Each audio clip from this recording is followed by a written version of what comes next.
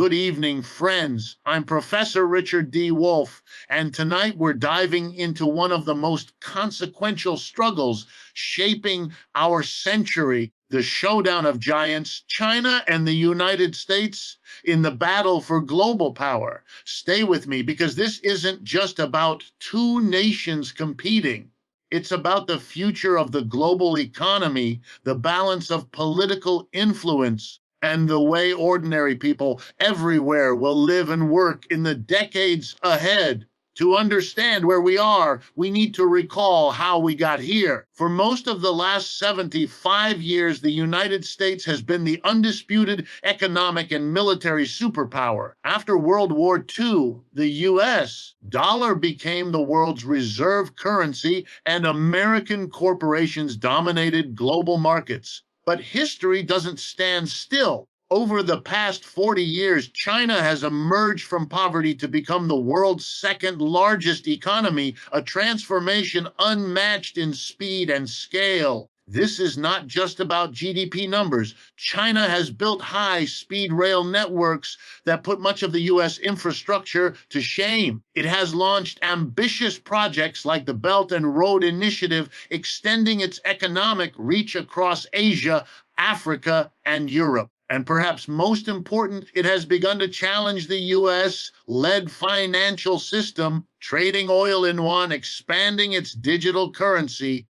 and forging alliances that bypass Washington. What we are witnessing is not merely a military standoff, but an economic chess match. The United States seeks to protect its dominant position by restricting Chinese access to advanced technologies. Think of the semiconductor export bans and the ongoing pressure on companies like Huawei. China, in turn, is investing heavily in its own chip manufacturing and green technologies, determined not to be dependent on Western supply chains. This is the crux of the conflict: who will control the industries of the future? Artificial intelligence, quantum computing, renewable energy. These are not just technical fields, they are the foundation of tomorrow's economic power. And let's be clear, the impact is global. Nations from India to Brazil are watching carefully, weighing whether to align more closely with Washington or Beijing, or to chart a non-aligned course that leverages competition for their own advantage. The global south, long marginalized, now finds itself courted by both sides. This could mean new investment opportunities, but it could also spark new tensions and dependencies. Ask yourself, what happens when two economic titans, each with nuclear arsenals and competing ideologies, seek to reshape the world order? Will this rivalry drive innovation or risk conflict? Will the struggle for technological supremacy create better lives or deepen inequality? These are not abstract questions. They affect your job prospects, the price of goods you buy, even the stability of your retirement savings. Behind the headlines, we must also recognize something deeper. Both the U.S. and China are grappling with the contradictions of capitalism, whether in the form of rising inequality, environmental crises, or the instability of financial markets. The battle for global dominance does not eliminate these problems, it often intensifies them. Rather than cheering for one side or the other, we should ask, what kind of global economic system would serve humanity as a whole? One that puts people and planet ahead of profit. China's astonishing economic ascent is no longer a forecast, it is a lived reality, and it has shaken the very foundation of the global balance of power. Only a generation ago, China was largely viewed as the world's low-cost factory floor, a nation defined by inexpensive labor and export-driven growth.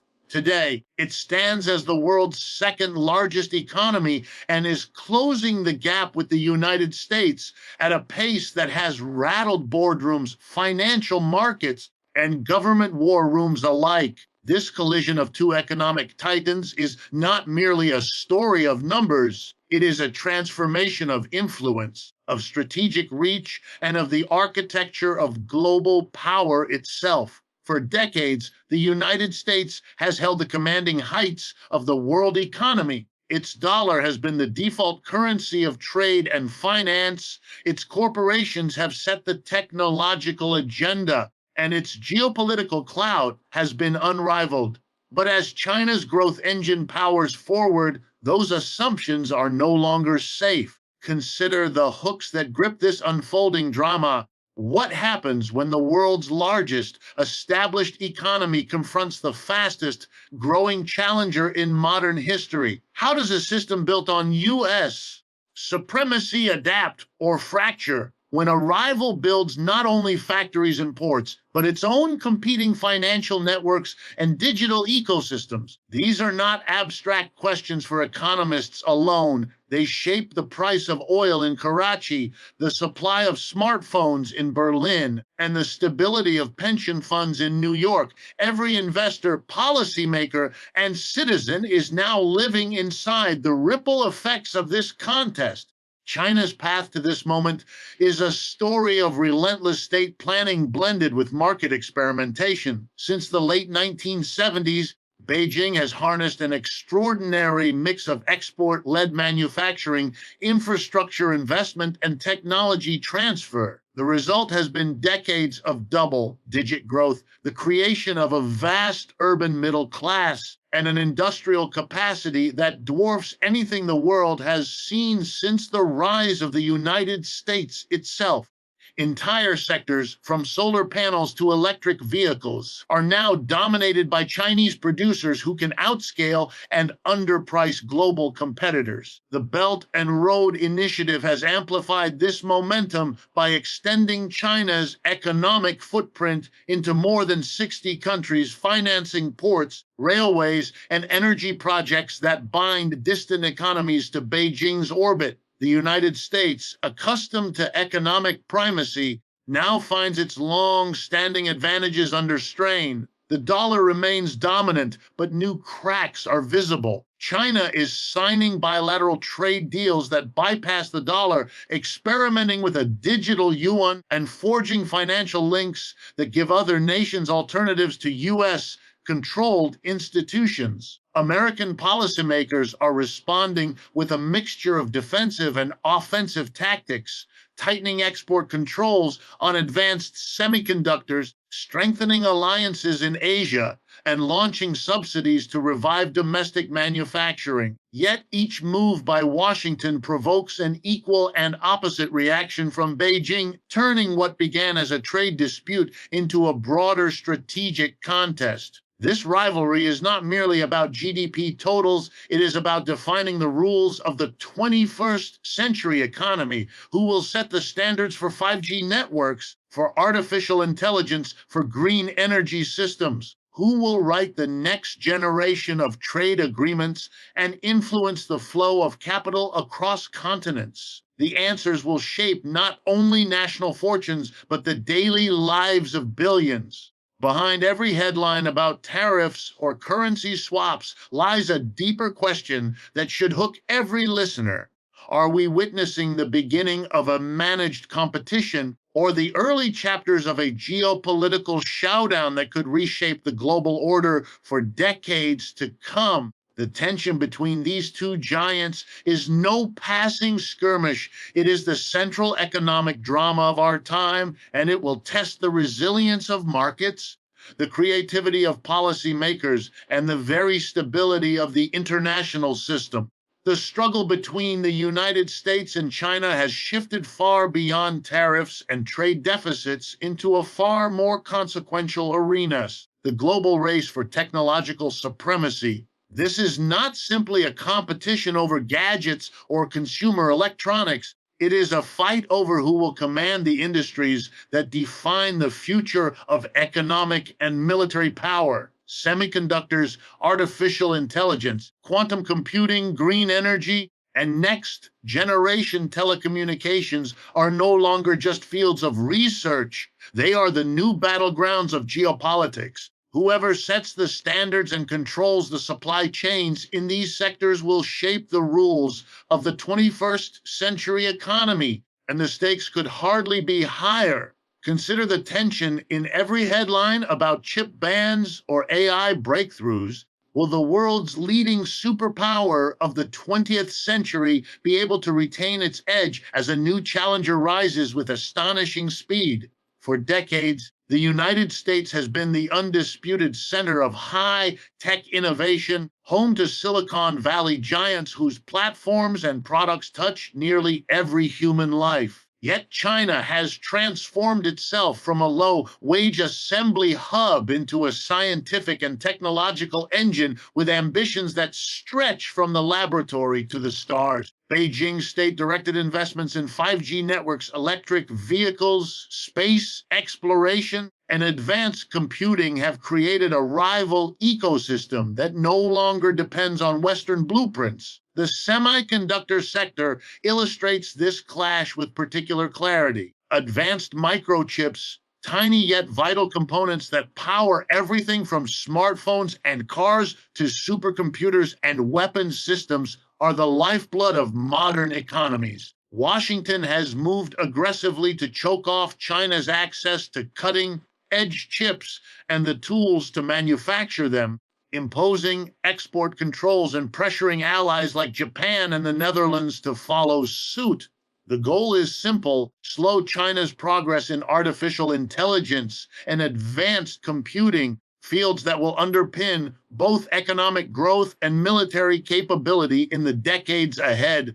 But Beijing has responded with its own drive for technological self-sufficiency, pouring billions into domestic chip fabrication plants and developing alternative supply chains to bypass Western restrictions. This technological tug-of-war does not stop at chips. Artificial intelligence is fast becoming the engine of everything from medical diagnostics to autonomous weapons, and both nations view it as a critical domain of strategic dominance. China's vast population provides the data advantage needed to train powerful machine learning systems, while its government is willing to deploy AI across surveillance, finance, and urban planning on a scale few democracies could match.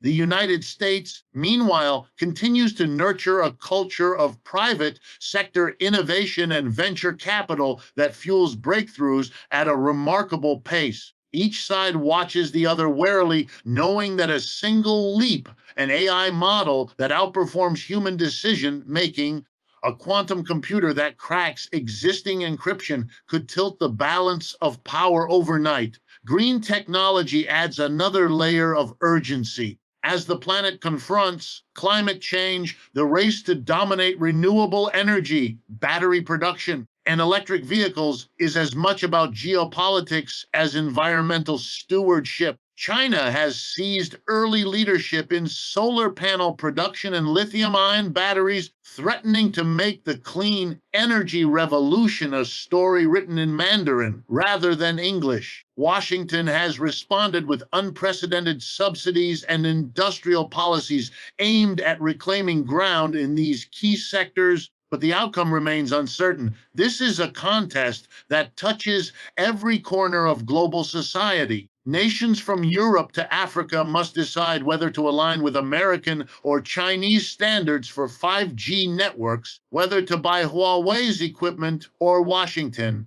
Backed alternatives, whether to allow Chinese investment in critical infrastructure or to resist and risk falling behind. Investors, too, are caught in the cross-currents, where to place capital when tomorrow's technological landscape may be shaped by political calculations as much as market forces. The hook for every observer is clear. This is not merely a duel between two nations, but a struggle to define the very infrastructure of the modern world. Whether this rivalry sparks innovation that benefits humanity or fractures the global economy into rival technological blocks will determine not just who wins, but how the future itself will be built. As the United States and China lock horns in their contest for global dominance, the nations of the global South, stretching from Asia to Africa to Latin America, have suddenly moved from the margins of world politics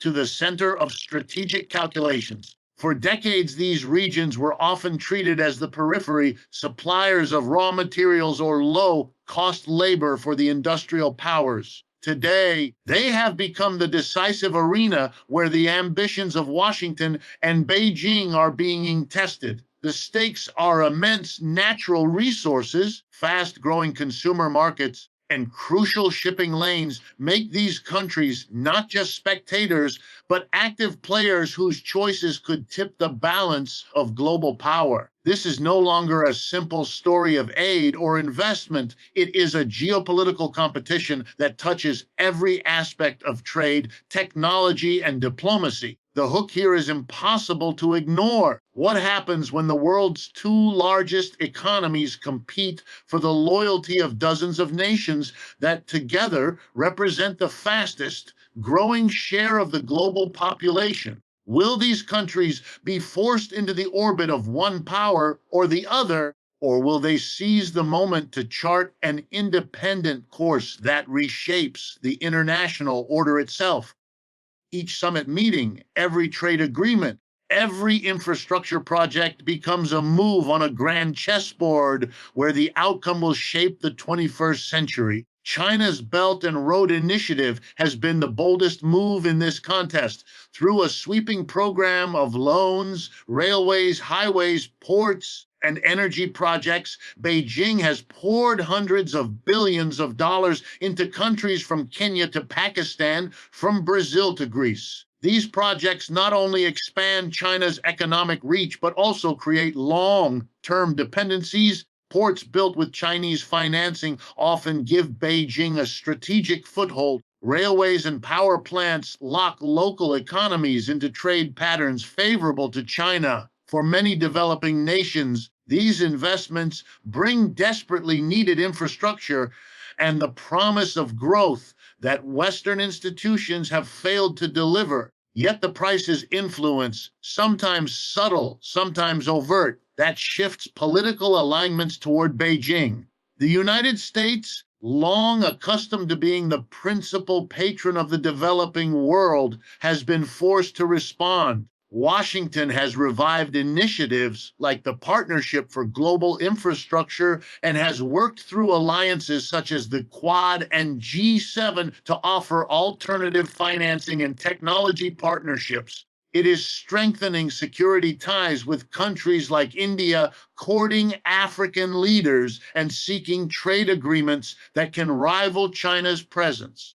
But the U.S. faces a credibility challenge. Many in the global South remember decades of conditional loans and political interference, and they now view China's no strings attached investments as a more attractive, if not always risk-free, option. This rivalry places enormous leverage in the hands of countries once dismissed as geopolitical pawns. India can balance its relationship between Washington and Beijing to secure military cooperation while still buying Russian oil. African nations can bargain for better terms on infrastructure financing. Latin American states can invite investment from both powers, playing one off the other to secure technology transfer and market access. For the first time in generations, the so-called developing world holds the power to shape the terms of engagement rather than simply accept them. Yet this newfound agency comes with peril. The risk of debt traps, political instability, and strategic overreach is real. Nations that lean too heavily toward one power may find themselves vulnerable if global conditions shift or if a superpower rivalry hardens into confrontation. Investors and policymakers everywhere should pay attention. The decisions made in Nairobi, Brasilia, or Jakarta may soon reverberate through energy markets, supply chains, and financial systems worldwide. The hook for all of us is clear and urgent.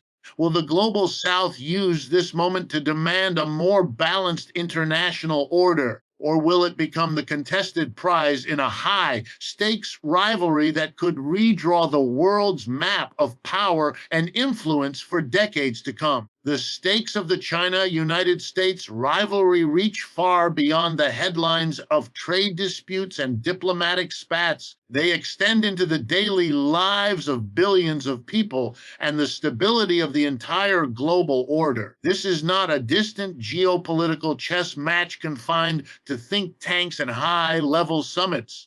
It is a struggle whose outcomes ripple through stock markets, influence the cost of food and energy, and determine the security of nations both large and small. When two economic titans with nuclear arsenals and competing visions of world leadership collide, the consequences cannot be neatly contained. The hook that captures the urgency is simple yet profound. What happens when the engines of the world economy themselves become the fault line of global tension? Consider first the economic impact. Trade between the United States and China totals hundreds of billions of dollars each year and supports countless jobs across multiple continents. Yet every round of tariffs, every new set of export restrictions sends shockwaves through supply chains that bind factories in Vietnam, retailers in Europe, and tech startups in Africa. A single disruption in semiconductor shipments can raise the price of cars in Detroit and delay smartphone launches in Seoul. The rivalry creates an environment of uncertainty that discourages investment, drives up costs, and forces companies to rethink their global strategies. Businesses are scrambling to de-risk, moving operations to countries like India or Mexico, but such shifts take years and carry their own costs. The world economy has never been so interconnected, and never before has the competition at its core posed such a direct threat to that very interconnectedness. Financial markets, too, are on edge. Investors watch every statement from Beijing or Washington for signals that could send currencies swinging or commodities soaring. A single speech by a U.S. trade official or a policy tweak from China's central bank can erase billions from global stock markets overnight. The hook for ordinary citizens is clear: the stability of retirement funds,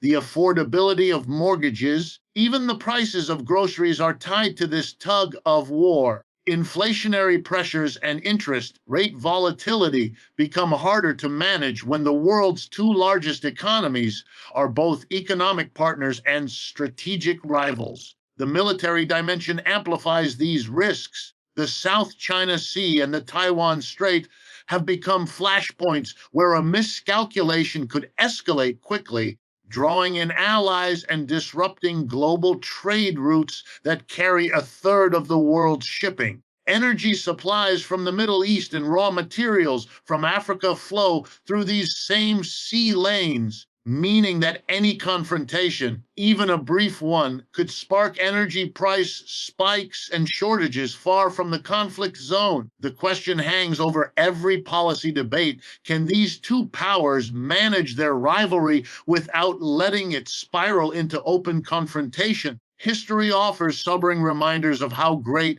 power competition can slide toward conflict despite the best intentions. Meanwhile, the political consequences reach into every corner of the globe. Smaller nations are being pushed to take sides, whether through military alliances, technology standards, or trade agreements. From Europe to Southeast Asia, governments must navigate a landscape where neutrality itself carries risks. Align too closely with one superpower, and you risk retaliation from the other. Try to balance both, and you may find yourself a pawn in a larger struggle. For many countries, the rivalry presents both opportunities and perils: access to investment and markets on one hand, the threat of economic coercion and political pressure on the other. This is the hook that should capture every observer. The contest between Washington and Beijing is not a spectacle playing out on someone else's stage. It is a live drama shaping the economic stability, political choices, and even the security of people everywhere. The high stakes mean that no nation, no business, and no individual can afford to look away because the ripple effects of this clash of giants will define the contours of global life for decades to come. So, as you watch the news about tariffs, military maneuvers, and diplomatic summits, remember that the Showdown of Giants is not a distant spectacle. It is shaping the very conditions of our daily lives. The real challenge and the real opportunity lies in using this moment to rethink how our economies are organized and who they are designed to serve. Thank you for joining me. I'm Richard Wolff, and I look forward to exploring these critical questions with you in future discussions.